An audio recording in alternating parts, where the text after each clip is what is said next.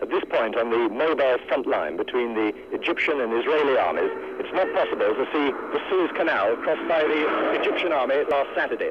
But from the amount of activity going on around here, it would seem that neither the Egyptians nor the Israelis is yet ready for the decisive counterattack. At the moment, both sides would seem to be in defensive positions, shelling each other. The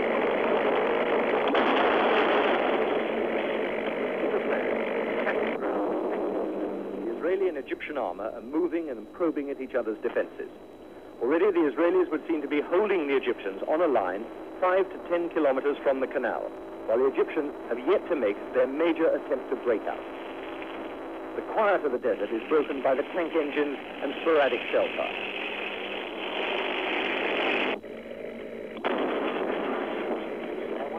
The atmosphere is of the two sides believing the real and critical battle between the Israelis and Arabs will be fought here rather than on the Golan Heights.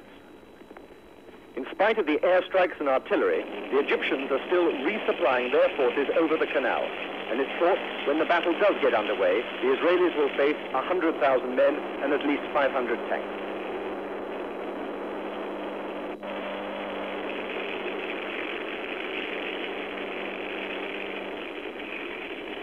Behind the hills that run down to the canal, the Israelis are holding their main force, with a screen of tanks holding up the Egyptians.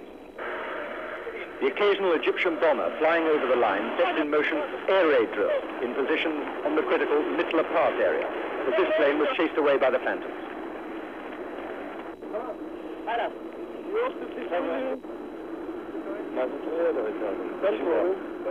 Last night, over the radio, Golda Meir followed her Army Chief of Staff and a succession of military spokesmen in warning the population not to expect immediate military successes, and she spoke of the terrible price in terms of casualties that Israel would have to pay for victory.